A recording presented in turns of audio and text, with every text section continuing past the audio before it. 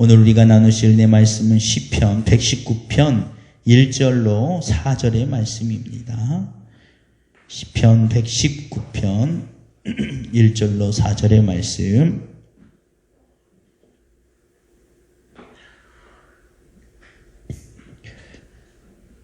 이 시간 시편 119편 1절로 14절의 말씀, 우리 시간 믿음으로 합독하실 때 있는 가운데 성령의 충만한 역사가 우리 가운데 나타날 줄 믿습니다. 행위가 온전하여 여호와의 율법을 따라 행하는 자들은 복이 있으며 여호와의 증거들을 지키고 전심으로 여호와를 구하는 자는 복이 있도다. 참으로 그들은 불의를 행하지 아니하고 주의 도를 행하는도다. 주께서 명령하사 주의 법도를 잘 지키게 하셨나이다. 아멘. 하나님의 말씀대로 이루어지고 있음을 믿습니다. 아멘. 예, 자리에 앉아주시기 바랍니다. 누구나 인생을 뒤돌아보면서 가장 많이 하는 후회는 좀 더라는 말일 것입니다. 좀 더.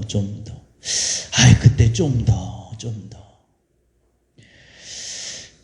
가장 많은 이 좀 더라는 말을 하는 이유는 무엇인가 생각하고 계획한 것들을 실패라는 두려움 때문에 하지 못한 것에 대한 안타까운 마음일 거예요. 뒤돌아보면요, 그때 실패하더라도 해볼 걸. 아무것도 안 하는 것이 가장 큰 우리 인생의 실패라고 생각이 되어집니다. 그렇기 때문에 만약 오늘 여러분들에게 이런 관점에서 인생을 다시 한번 계획하신다면 어떨까라는 생각이 듭니다. 어떤 일을 혹시 지금 하려고 하거나 시도하려고 하거나 어떤 일에 대해서 혹시 고민하고 계시다면 그 일에 대해서 무조건적인 성공을 거둘 수 있다면 어떻게 하시겠습니까? 라고 자신에게 다시 한번 물어보면 어떨까라는 생각이 들어요. 실패라는 두려움을 몰아내고 무슨 일을 생각하든지 어떤 일을 선택함에 있어 이 일을 하면 무조건 성공해 라는 관점으로 일을 선택한다면 적어도 내가 무엇인가를 선택할 때 실패의 두려움이 기준점은 되지 않는다는 거예요. 물론 과연 이 일이 나한테 맞을 것인가, 아니면 과연 이 일을 함에 있어 우리 가정에 얼마나 도움이 될 것인가 라는 기준점은 있어야 되겠지만 어쨌든 실패하면 어떠나 해서 주저주저 하지는 않게 될 거라는 거예요. 성경은 우리로 하여금 이와 같은 믿음의 배경을 제시해 주고 있습니다. 성경은 구약 39권, 신약 27권으로 총 66권의 체계로 이루어져 있습니다. 구약은 절대 변할 수 없는 운명론적 혹은 결정론적 주제를 가지고 기록되어 있어요. 주어진 조건들이 만족하면 유일한 정답이 나올 수 있다는 게 바로 이 결정론적 주제입니다. 그래서 구약에는 무엇의 원인이 되고 그 원인이 발생하면 변함이 없는 결과가 주어진다는 게 구약의 배경이에요. 다윗은 하나님 앞에 신실하게 살았기 때문에 결국 전무후무한 왕이 되었습니다. 아브라함은 볼 수 없는 것을 향해 그저 믿음으로 갔기 때문에 결국 믿음의 조상이 되었어요. 그런 배경으로 구약은 이스라엘 민족이 그 결정론적인 주제하에 그 이스라엘의 역사가 이게 기록이 되어 있는 게 구약입니다. 마치 구약만 읽으면 운명론, 우리는 그 모양 그 꼴로 살아야 되나 보다 라고 해서 끝쳐버릴 수 있어요. 흔히 얘기하는 흙수저 금수저 이 운명론과 같은 배경이 될 수 있어요. 우리 집안은 나는 뭐 했으니까, 나는 어떠니까 라고 해서 과거에 집착하고 매이게 되면 결국 앞날에 대해서 밝은 것을 계획할 수 없게 되는 게 우리 인생이에요. 만약 구약만 있었다면 우리는 그렇게 충분히 살아갈 수밖에 없어요. 성공할 사람은 성공하게 돼 있고 실패할 사람은 뭘 해도 실패하게 되어 있는구나. 나는 그러면 실패할 사람인가 성공할 사람인가 과거에 집착하는 삶을 살아가게 돼 있다는 거예요. 여러분, 미래지향적인 사람은요 절대 운명론이나 혹은 결과론 쪽에 지배받지 않습니다. 그런데 과거에 지배받는 사람은 꼭 점을 보러 다니고 예언을 중요하게 여겨요. 목사님, 미래를 알고 싶어서 점치고 그런 건 아닙니까? 그렇지 않아요. 과거 지향적이기 때문에 사람은 끊임없이 그것에 대해서 집착하게 돼 있어요. 그런데 미래 지향적인 사람은 절대 과거에 집착하지 않아요. 무엇인가 할 수 있다는 게 더 초점을 맞춰줘요. 그러면 성경이 이대로 끝났으면 큰일 날 뻔했죠. 그래서 신약이 우리에게 존재한 거예요. 신약이신 곧 예수 그리스도께서 우리에게 새로운 나를 주셨다는 거예요.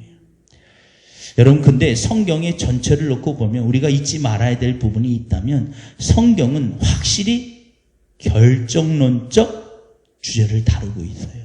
구약과 신약이 절대 변함이 없습니다. 그래서 오죽하면 하나님은 신실한 하나님. 신실하다는 것은 절대 변함이 없고 당신이 한 약속은 무슨 일이 있어도 지켜가시는 하나님. 여러분, 이 성경의 전체적인 배경은 우리로 하여금 이만큼 결정론적, 즉 무엇인가의 원인이 주어지면 변함없는 그 결과가 주어진다라고 우리에게 말씀하고 있어요. 그러면 신약의 예수님은 무엇입니까? 바로 새로운 나를 제시해 주신다는 게 이게 바로 놀라운 증거라는 거. 구약은 이미 지나간 과거와 다가올 미래가 주어져 있다면 신약은 그 과거가 현재의 새로운 날로 다시 시작될 수 있다는 거. 그래서 고린도 후서 5장 17절에 보면 그런즉 누구든지 그리스도 안에 있으면 새로운 피조물이라. 이전 것은 지나갔으니 보라 새 것이 되었도다. 할렐루야. 믿으시기 바랍니다. 혹여나 이 말씀을 듣고 계신 분들 가운데 이와 같은 고민 가운데 빠져 있다면 내 과거가 이런데 우리 집안은 이런데 나는 흙수저인데 나는 이제까지 성적이 이만큼밖에 받지 못했는데 나는 아직 이것도 하지 못했는데 라고 있다면 예수 그리스도를 믿음으로 말미암아 새 피조물이 되었음을 믿으시기를 주 이름으로 축원합니다. 적어도 과거에 매이지 않는다는 거예요. 그렇다고 해서 예수 그리스도를 믿는다고 해서 이제부터 일사천리로 그냥 가만히 있어도 되나 보다. 이건 절대 아닙니다. 다시 새로운 무엇인가를 시작할 수 있는 것 뿐이지 가만히 있는다고 미래가 바뀌어지지는 않아요. 단지 과거에 매이지 않는 능력이 생긴 것입니다. 저는 오늘 여러분들이 과거에 매이지 않고 예수 그리스도로 말미암아 새 날을 주신 하나님께 더욱더 가까이 가시기를 주 이름으로 축원합니다. 그래서 성경을 믿으면 복을 받는다는 거예요.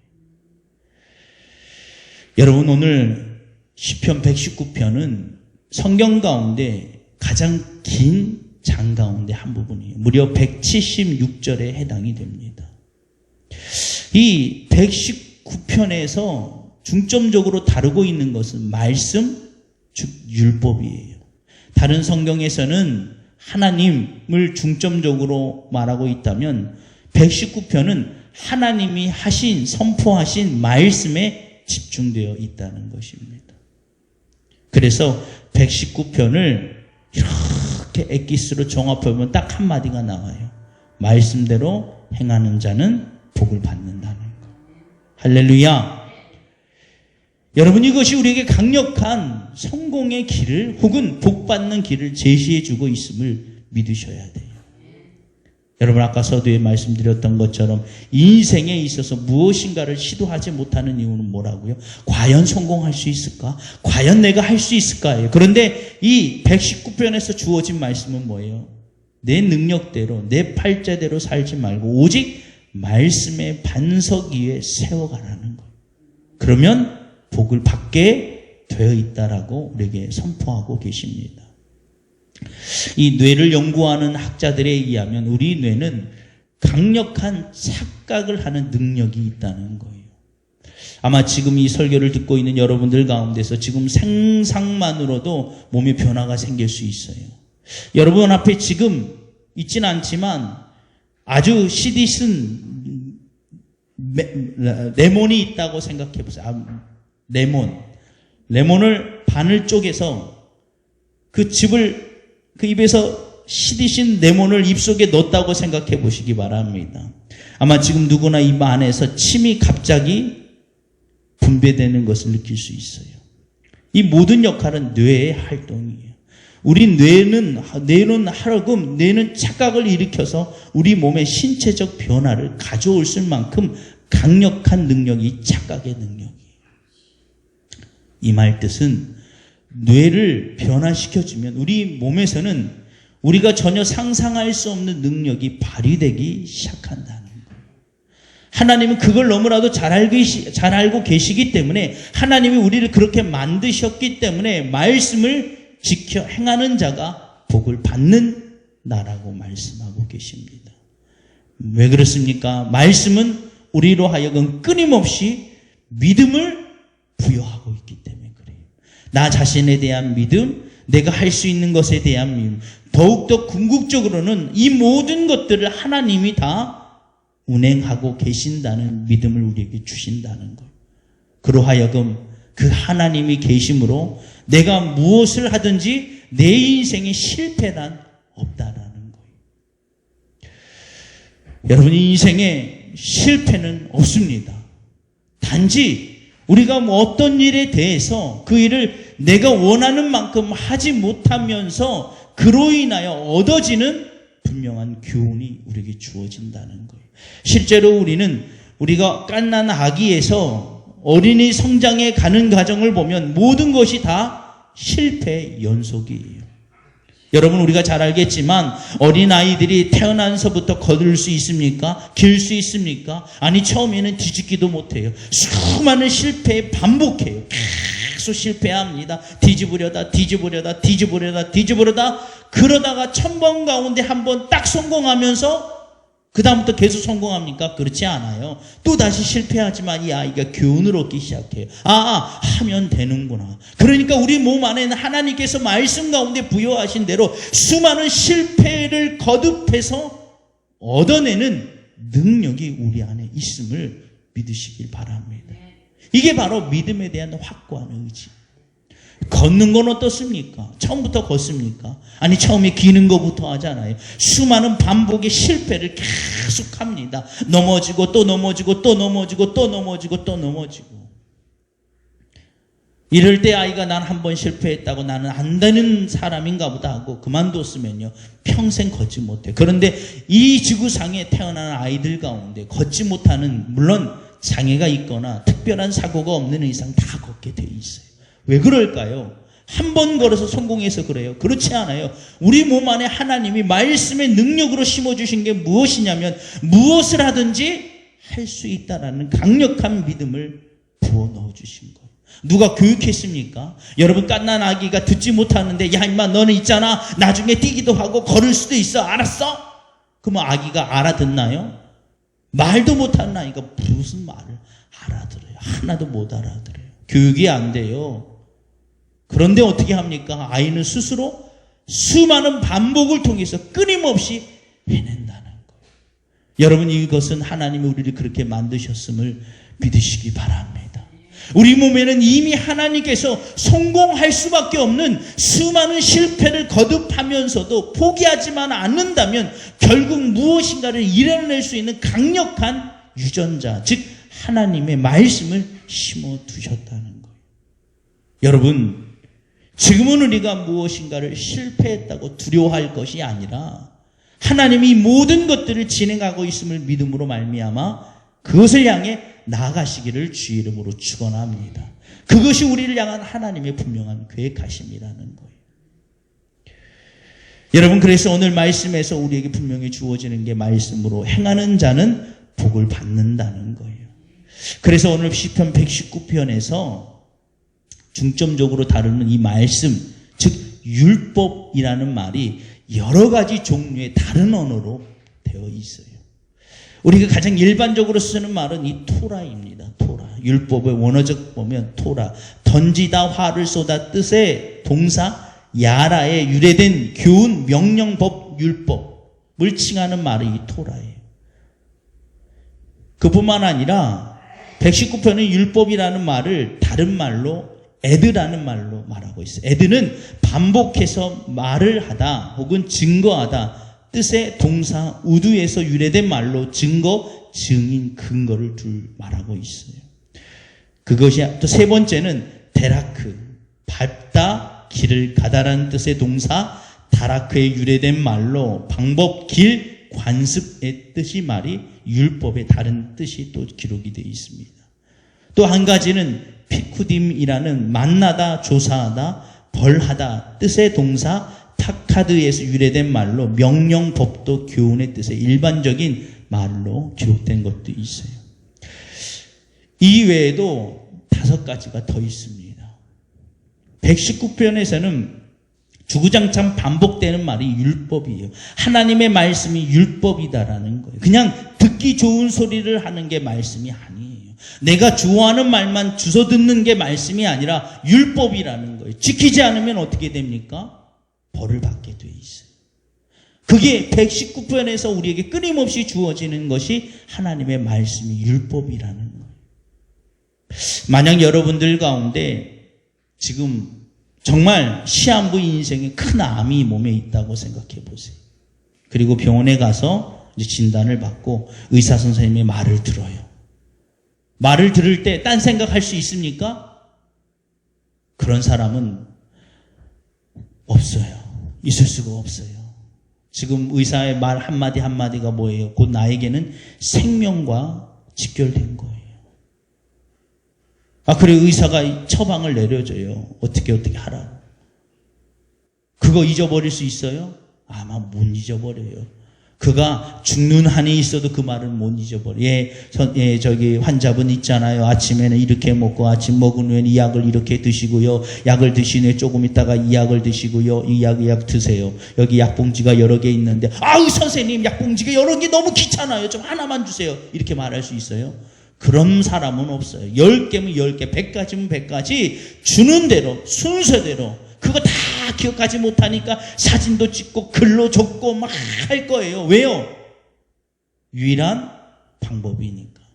만약 우리가 하나님의 말씀을 이렇게 받아들인다면 예배 시간에 앉아와 있는 것 그리고 성경을 읽을 때 혹은 라디오에서나 TV에서 흘러나오는 주의 말씀을 들을 때 어느 누가 딴 생각을 할 수가 있겠습니까? 말씀을 들을 때마다 긴장하게 될 거예요. 말씀을 들을 때마다 토시 하나 안 빠뜨리고 그것을 들을 겁니다. 왜 들어요? 듣기 좋은 소리니까요. 약사 선생님 목소리가 아주 좋아. 난 저런 목소리가 참 좋더라. 중저음의 베이스가 깔린 그 남성의 목소리. 환자분 약을 드실 때는 말이죠. 이렇게 목소리가 좋아. 그래서 듣나요? 아닐걸요. 의사 선생님 목소리가 아마 여성들이 싫어하는 그런 얇은 그냥 얄팍한 소리라도요. 그 소리가 생명처럼 들려요. 왜 들어요? 왜 그걸 집중해서 듣습니까? 듣기 좋은 소리 그냥 듣고 끝나니까요. 그렇지 않아요. 뭐 해야 되니까요? 듣고 그대로 해야 되니까. 듣고 하지 않으면 어떻게 되니까요? 내 생명이 단축되니까. 하나님의 말씀을 그 정도로만이라도 생각한다면 내 육체의 질병을 고칠 수 있을 정도로만 생각한다면 세상에 어떤 사람이 말씀 시간에 예배 시간에 혹은 라디오에서 들려오는 말씀을 듣고 은혜 안 받았다라고 말할 수 있는 사람은 없을까? 그렇죠? 왜요? 생명의 말씀. 내 영을 살릴 수 있는 유일한 길이 저 말씀을 듣고 그치는 것이 아니라 행해야 되니까. 그래서 그래 오늘 이거 하라고 그랬지 저거 하라고 그랬지 이거 하라고 그랬지 가자마자 당장 그걸 해요. 뒤로 미루지도 않아요. 저희 집도요, 둘째여서 이제 약을 먹이는 시간이 있어요. 그거 철저히 지켜요. 철저히. 몇 시간 간격으로 주라는 거 아주 얼마나 철저히 하나 몰라요.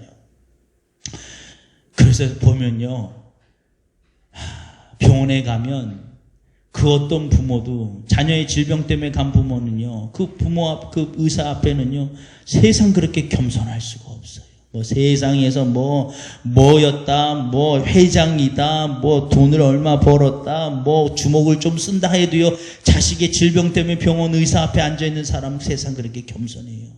왜요? 저 말이 곧 내 자녀를 살릴 수 있기 때문에. 여러분, 119편은 우리에게 그걸 말하고 있는 거예요. 말씀대로 행하는 자는 복이 있다는 거.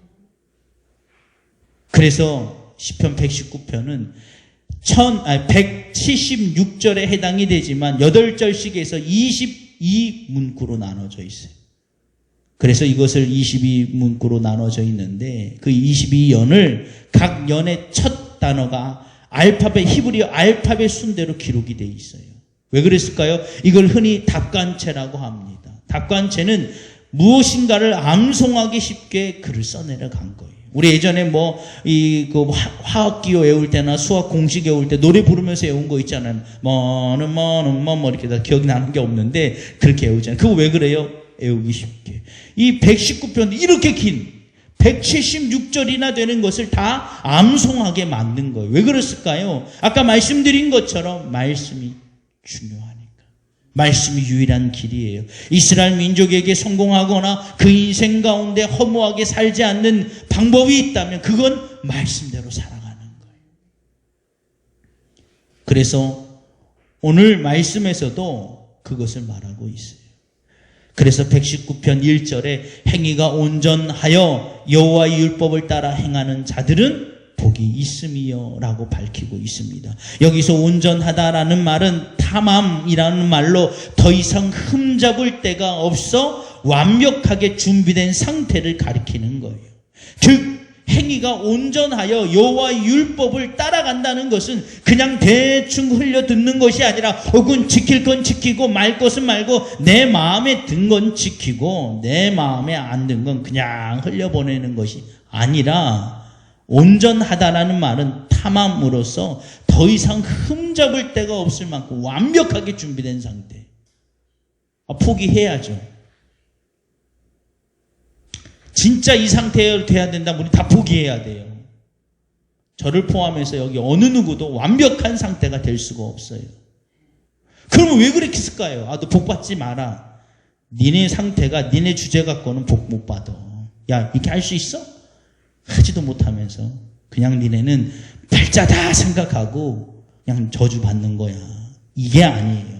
여기서 말하고 있는 그 상태는 우리로 하여금 준비된 상태를 말하는 게 아니라 오히려 부각시키고자 하는 것은 이만큼 하나님의 말씀이 완벽함을 우리에게 강조해 주고자 한 것입니다. 그냥 하나님의 말씀을 아는 것만으로 그 말씀을 그저 지키려고 최선을 다하는 것만으로도 우리에게 능력이 되어진다는 거예요. 히브리서 4장 12절에 보면 하나님의 말씀은 활력이 있고 살아있고 활력이 있어 좌우의 날선 어떤 검보다 예리하여 혼과 영과 및 관절과 골수를 찔러 쪼개기까지 하며 또 마음의 생각과 뜻을 판단한다라고 기록이 되어 있습니다. 뭐가요? 말씀이. 하나님의 말씀은 살아있고 활력이 있어가지고 그 말씀이 임하는 곳마다 그 심령의 골수 깊은 곳 어느 곳까지라도 그 모든 것들을 다 분명히 구별해내는 능력이 있다는 것입니다. 하나님이 우리에게 말씀하고자 하시는 것은 119편에서 하고자 하는 얘기는 이만큼 하나님의 말씀이 완벽하고 완전함을 우리에게 드러내고 있어요.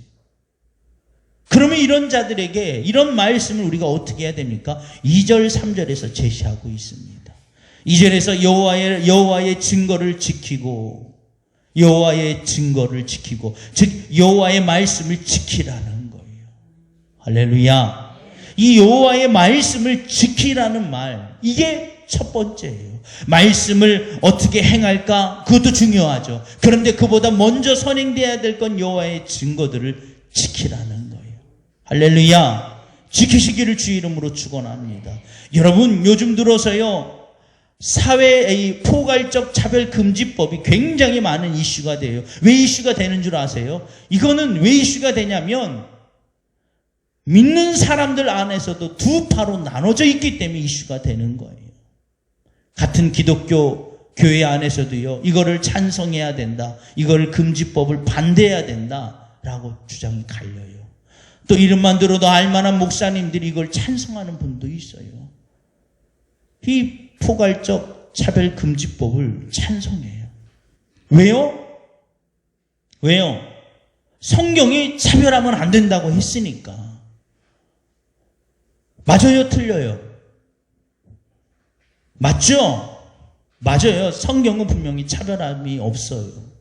그런데 포괄적 차별금지법을 엄연히 보면 역차별이 엄청나게 이루어지는 게 바로 이거예요. 죄를 떠나서라도 이건 역차별을 두고 있는 것입니다. 그렇기 때문에 반대하는 거예요. 또 한 가지는 성경의 말씀을 위배하고 있기 때문에 그래요. 철저히 위배하고 있어요. 여러분, 동성애는 죄입니까? 아닙니까? 죄예요. 죄예요. 동성애는 죄예요. 잊지 마세요. 동성애는 철저히 죄예요. 성경에서 분명히 그것을 죄라고 지적하고 있습니다. 소돔과 고모라가 멸망하게 된 이유 가운데 하나가, 가장 강력한 큰 이유는 동성애예요. 동성애. 잊지 마세요. 동성애는 곧 멸망이에요. 멸망. 내 자녀를 멸망의 길로 두겠습니까? 그가 성적 소수자들이기 때문에 내 자녀가 같은 동성끼리 사랑을 나누길 원하기 때문에 그 자녀를 측은지심으로 안기 위해서 그 자녀가 멸망의 길로 두겠어요? 그건 아니잖아요. 그건 막아야 돼요. 그렇다고 동성애자를 차별하라는 건 절대 아니에요. 여러분, 만약 여러분 자녀 가운데 5자녀가 있어요. 그 중에 한 자녀가 언제나 몸에 더러운 걸 몸에 묻히고 다녀. 그렇다고 여러분 그 더러운 걸 몸에 묻힌다고 자녀를 멀리합니까? 그렇지 않잖아요. 어떻게 해야 돼요? 제가 이 얘기를 또 합니까? 잘 들어보세요. 제가 초등학교 때 총싸움을 하다가 화장실 위에서 이렇게 숨어 있다가 이렇게 나타나면 누구 빵! 이러면 그 친구 죽는 거예요. 초등학교 때. 시골에서는 다 그렇게 해요. 요즘은 뭐 전자장치가 있는지 모르겠지만 그때는 그렇게 했어요. 그래서 제가 생긴 것과 똑같이 몸이 날렵하고 머리가 꽤 좋아요. 그래서 옛날 화장실은 집 안에 있지 않고 집 밖에 있어요. 그리고 지붕이 뭘로 돼? 지푸라기 돼 있어요. 그냥 대충 짓는 거예요. 화장실은 예전부터 우리나라 사람은 대충 지어요. 왜요? 더러우니까. 그래서 대충 지어요. 막 그냥 굴 파놓고, 항아리, 큰 항아리 묻어놓고, 나무 때깔이 2개 접어놓은 게 화장실이에요. 그리고 그냥 지푸라기로 집혀놓고. 제가 그 지푸라기가 화장실은 다른 지붕에 비해 낮아요. 그래서 올라가죠. 올라가서 이렇게 숨어 있어요. 어째까지. 그 친구가 가까이 와야 돼. 왜요? 그 친구가 멀리서 누구 빵! 이러면 걔가 못 드는 척 하고 가면 걔는 안 죽는 거니까. 적어도 깜짝 놀라야 죽은 거니까. 가까이 올 때까지 기다려요.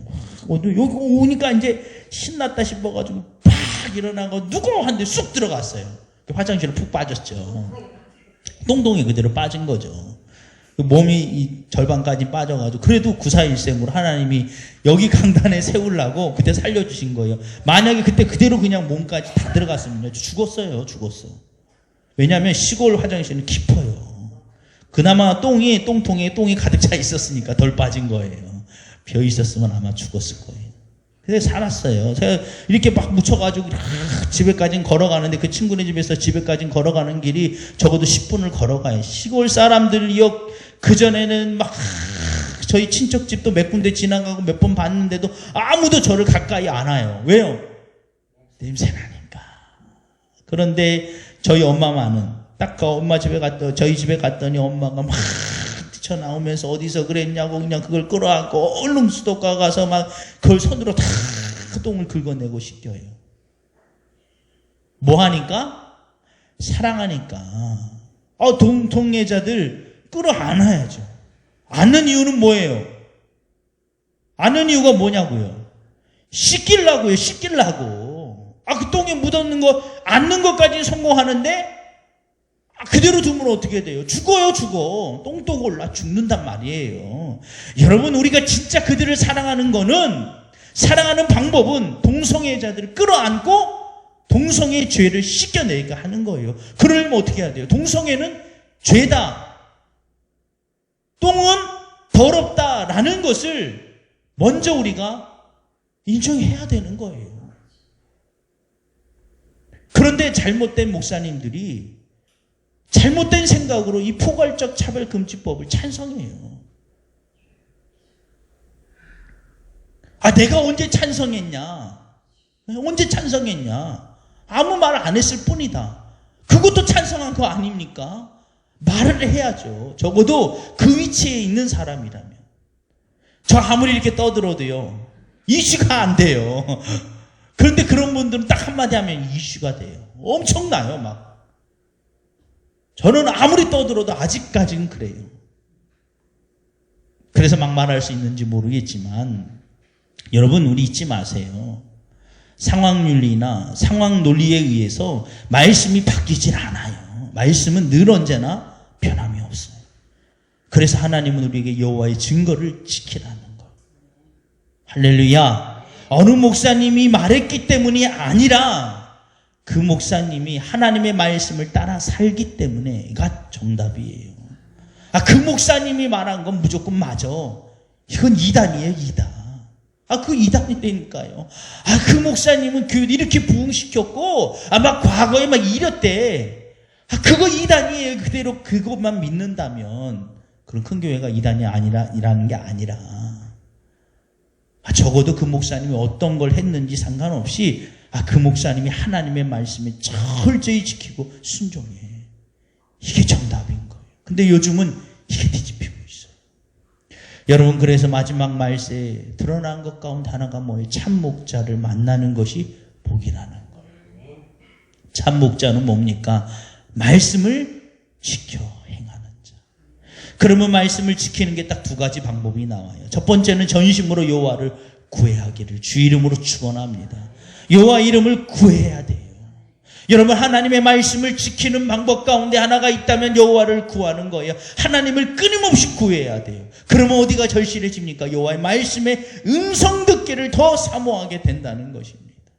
여러분, 우리 그리스도인들이 자꾸 여호와의 말씀은 여호와를 구하지 않고 세상의 부위만 구하니까 자기 듣기 좋은 소리 하는 목사님 말씀으로 쫓아 살아가는 거예요.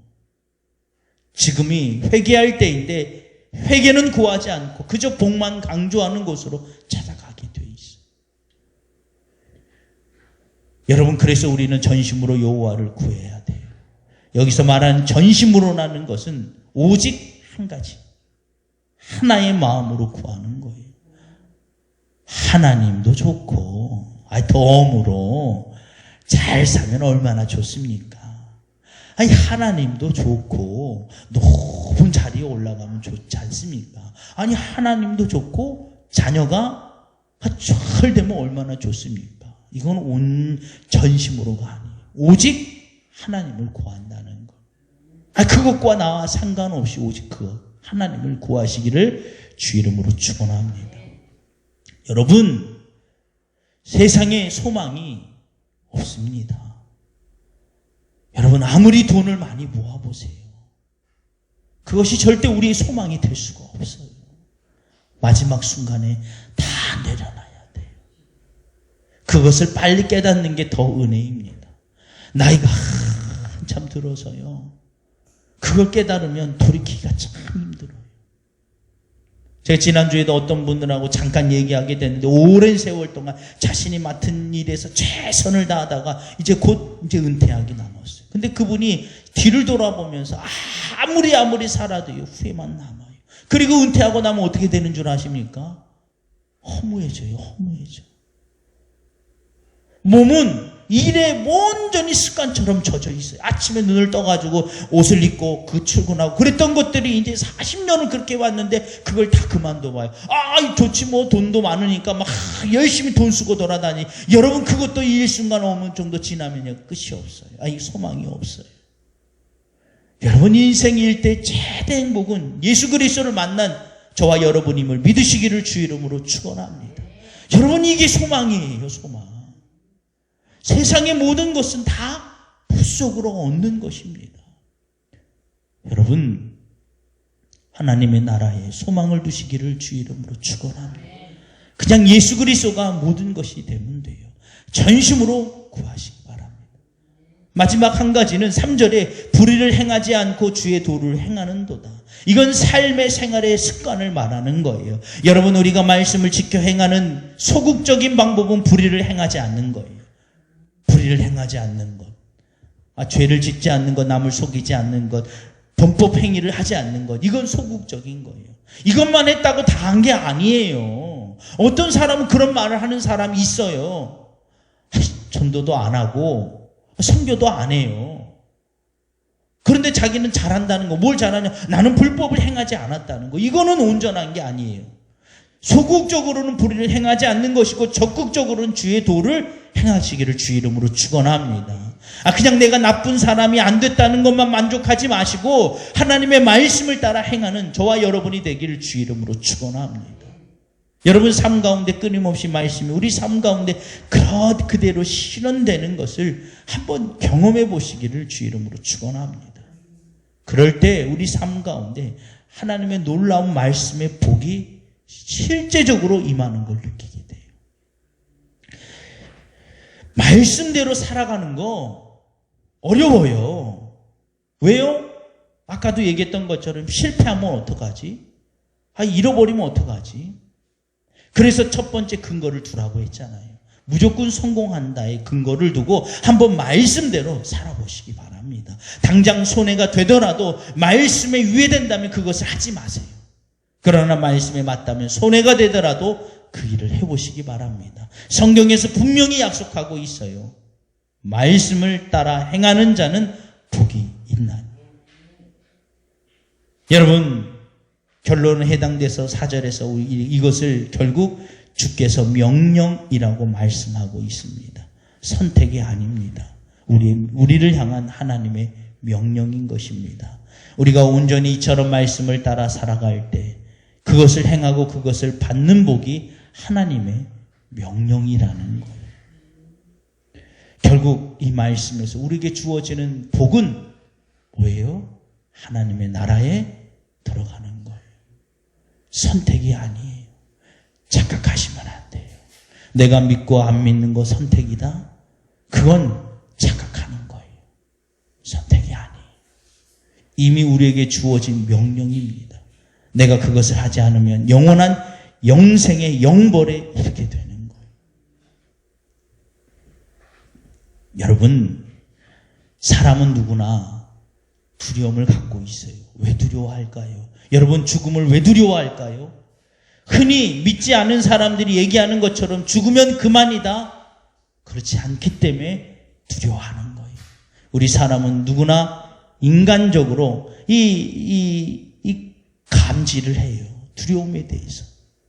죽으면 끝이다라고 생각했지만 죽음에 가까워 보면 그게 아니라는 게 깨달아진다는 것입니다. 여러분, 꼭 하나님의 말씀을 대로 살아가시고 하나님께 소망을 두는 저와 여러분이 되기를 주 이름으로 간절히 축원합니다. 우리 인생은 결국 순례자예요. 여러분, 이 땅에 우린 나그네예요. 어느 것을 다 취해도 결국 다 내려놓고 우리가 한 곳을 향해 가게 돼 있어요. 그게 바로 순례자의 노래입니다. 저 멀리 배는 나의 시온성, 오르고 거룩한 곳 아버지 집, 내 사모하는 집에 가고자 한밤을 세웠네. 저 망망한 바다 위에 이 몸이 상할지라도 오늘은 이곳, 내일은 저곳, 주 복음 전하리. 여러분, 우리는 끊임없이 순례자의 길을 가는고 있는 중입니다. 요즘 같은 시기 여러분 혼란스럽기도 하고 여러 가지 근심 걱정도 많고 분주하기도 해요. 이것저것 신경 쓸 것도 참 많아요. 사람만 만나고 오면 어떡하지? 코로나 걸렸으면 어떡하지? 사람을 안 만날 수가 있나요? 끊임없이 만나잖아요. 어디만 갔다 오면 그날은 하루 종일 좀 불안해요. 콜록만 해보세요. 혹시나? 저희도 그래요. 저도 목회자지만 믿음이 없어 그런지 모르지만 그래요. 그래서 스트레스가 정신적으로 엄청 많아요. 여러분, 그래서 아마 제가 지난번에도 그런 얘기했지만 포스트 코로나 이후에 가장 많은 질병 가운데 하나가 바로 이 정신질환 가운데 하나가 우울증일 거예요. 여러분, 이 우울증은 이처럼 소망을 잃어버릴 때, 가장 삶에 흔히 얘기하는 재미를 잃어버렸을 때, 맛을 잃어버렸을 때 오는 게 이 우울증이에요. 근데 이 코로나가 가져다 주는 게 바로 그와 같은 정신질병. 여러분, 이 질병을 이겨낼 방법은 오직 예수입니다. 여러분, 정말 그 믿음을 가지시고 이 시간 순례자의 노래 한번 우리 하나님께 올려드리신 다음에 통성으로 기도하실 때 첫 번째, 오늘 말씀을 붙들고 기도하시기 바랍니다. 오늘 하나님 우리에게 말씀하세요. 너 성공할 수 있어. 너는 꼭 승리할 수 있어. 당장에 네가 원하는 걸 이루지 못할지라도, 설사 그 길을 갔다가 네가 원하는 정도까지는 못할지라도, 그런데 괜찮아. 그냥 그것 자체로 성공이라는 거예요. 가지 않고 주저주저 하는 게 실패지, 가고 있다면, 무엇인가 행하고 있다면 그건 성공이라는 거예요. 그게 믿음의 바탕에 선 인생관이에요. 여러분, 오늘 그 믿음을 달라고 여러분 간절히 기도하세요. 하나님은 분명히 우리에게 그와 같은, 아까 말씀드렸잖아요, 그런 유전자를 심어주셨어요. 끊임없이 실패를 반복하면서 기게 되었고, 끊임없이 실패를 반복하면서 걷게 되었고, 결국 우리가 이 자리에 온 거예요. 우리 몸엔 다 그게 있어요. 그래서 실패는 실패가 아닙니다. 또 다른 성공으로 가기 위한 발판이에요. 그게 말씀 위에 세워가는 인생관이에요. 여러분, 하나님께 소망을 두면서 그 믿음 달라고 기도하시고요. 두 번째로 중보기도 하시기 바랍니다. 여러분, 시대는 얼마나 많은 젊은이들 뿐만 아니라 기성세대들이 이와 같은 이 두려움과 실패에 눌려가지고요, 얼마나 힘들어하는지 몰라요. 꼭 성공하는 게 막 집을 엄청 막 크게 짓고 막 엄청난 돈을 통장에 쌓고, 이게 성공이라는 원리를 가져다 주니까 사람이 다 좌절감이 있는 거예요. 여러분, 그분들 위해서 간절히 기도하시고요. 마지막 세 번째로 나라와 민족과 열방에 나가 있는 선교사님들과 이 땅에 있는 미자립교와 농어촌 교회를 위해서 기도해 주시기 바랍니다. 우리 한번 하나님께 올려드리신 다음에 통성으로 기도하도록 하겠습니다.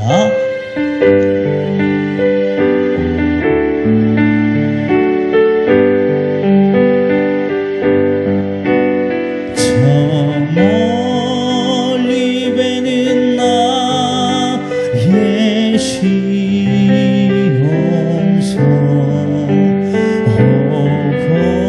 거룩한 곳 아버지지,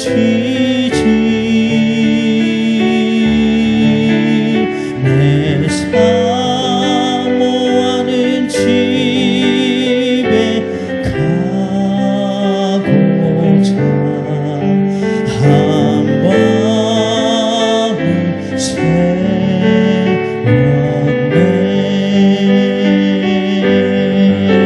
저 망망한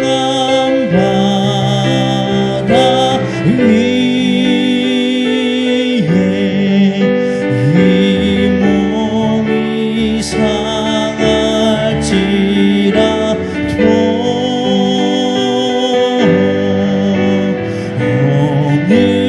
오늘은 이곳 내일을 주고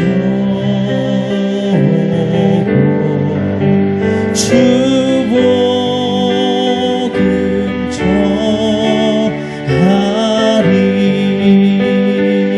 아득한 나의 갈 길, 아득한 나의 갈 길 다 가고, 저 동산에서 편히 쉴 때 내 고생하는 모든 일들을 주께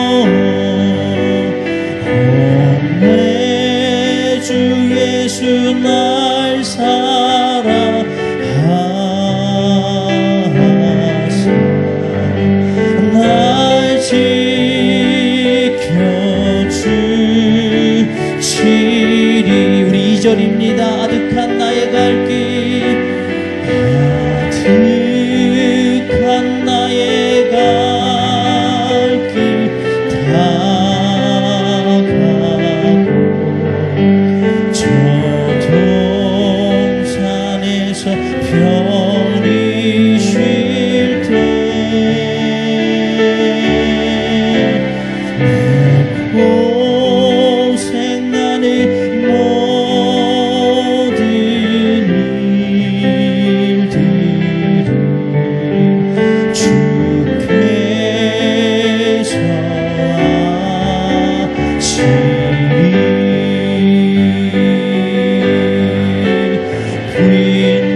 빈들이 나 사막에서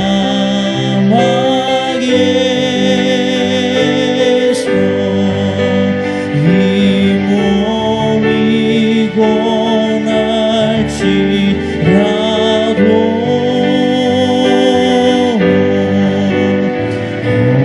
내 주 예수 날 사랑하사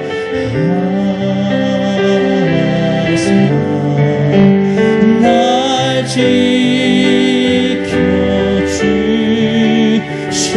이 시간 주여 삼창하고 통성으로 기도하도록 하겠습니다. 주여 주여 주여. 하나님 이 시간 주님 앞에 간절히 기도합니다. 이 시간 하나님이 허락하시는 대로 주의 말씀을 선포하여 싸우니 하나님이 부족한 종의 아버지 하나님 여건과 상황을 따지지 마시고 오직 말씀을 들은 저들에게 믿음을 허락하여 주시어서 하나님 오늘 그의 말씀이 능력이 되고 소망이 되게 하여 주옵소서. 우리에게 끊임없이 말씀하신 것처럼 우리 안에 이미 심어두신 아버지 그 놀라운 유전자와 같이 끊임없이 실패를 통하여 끊임없이 실패의 과정을 통하여 오늘로 있게 하시는 그 하나님을 믿음으로 말미암아 그 말씀 안에서 우리를 창조하여 주셨을 때 그 말씀 안에서 우리가 아버지 오늘 하루를 끊임없이 그 말씀 안에서 승리해 나갈 수 있도록 인도하여 주옵소서. 세상의 여러 가지 혼란스러운 말로 혼미하게 한다 할지라도 하나님 좌절과 절망에 이르지 않게 하여 주옵소서. 끊임없이 말씀을 따라 끊임없이 말씀 속에서 끊임없이 그 말씀 안에 나아갈 수 있도록 인도하여 주옵소서. 하나님 오늘도 우리에게 분명히 하시는 그 말씀과 같이 하나님 우리가 여호와의 말씀을 지켜 행하는 자들이 되게 하여 주옵소서. 하나님 전심으로 여호와 말씀만을 구하게 하여 주옵소서. 오직 방법은 하나님께 있습니다. 오직 우리 인생의 소망이 하나님께 있음을 믿음으로 말미암아 현재 내게 다가오는 어떠한 과거와 내 앞에 주어진 것들이 있을지라도 오직 우리가 하나님을 향하여 나가고 있던 그 인생이 더 이상 실패가 아니고 아버지 하나님께로 가는 것으로 말미암아 이미 우리에게 주어진 복임을 깨닫게 하여 주시옵소서. 아버지 하나님 오늘 이 말씀을 듣는 어떠한 심령이든지 간에 하나님 그의 귀를 열어주시고 눈을 열어주심으로 말미암아 말씀의 능력을 부여잡게 하여 주옵소서. 말씀의 능력을 부여잡게 하여 주시옵소서. 하나님 어떠한 실패와 좌절 가운데서도 끊임없이 우리에게 다가오시는 주의 말씀으로 인하여 새로워지기를 원합니다. 하나님의 나라의 소망을 두며 영원한 나라의 하나님의 나라의 소망을 두는 인생들이 되게 하여 주옵소서. 하나님 혼란스럽고 혼미한 이때에 주의 말씀을 바로 세워가는 자들이 될 수 있도록 인도하여 주옵소서. 하나님 지금 이 순간에도 수많은 영혼들이 주의 말씀 안에 있지 못함으로 말미암아 세상의 여러가지 혼미와 미혹한 영으로 인하여 세상의 쾌락과 아버지 즐거움을 따라 살아감으로 말미암아 그 끝이 절망과 멸망에 이르는 것임을 깨닫지 못한 일 하나님 그들로 하여금 알게 하여 주시고 다시 하나님께 소망을 두며 살아갈 수 있도록 인도하여 주시옵소서. 오직 예수 그리스도의 복음만이 오직 예수 그리스도의 복음의 능력만이 믿음을 깨닫게 하여 주시옵소서. 하나님 이 시간 주님 앞에 간절히 기도하오니 하나님 이 시간 주님 앞에 간절히 사모하며 기도하오니 열방에 나가 있는 수많은 선교사님들과 이 땅에 있는 수많은 미자리 교회와 농어촌 교회를 기억하여 주시고 하나님 믿음의 다음 세대를 아버지 하나님께서 세워주시며 사회적 소외계층을 기억하여 주사 하나님 우리가 끊임없이 이와 같은 사명을 감당할 수 있도록 인도하여 주옵소서. 하나님 오직 하나님의 영광을 위하여 살아가게 하여 주옵소서. 하나님 우리 모든 것들을 내어주면서 하나님 그 일을 감당할 수 있도록 인도하여 주시옵소서. 모든 영광이 하나님께 있습니다.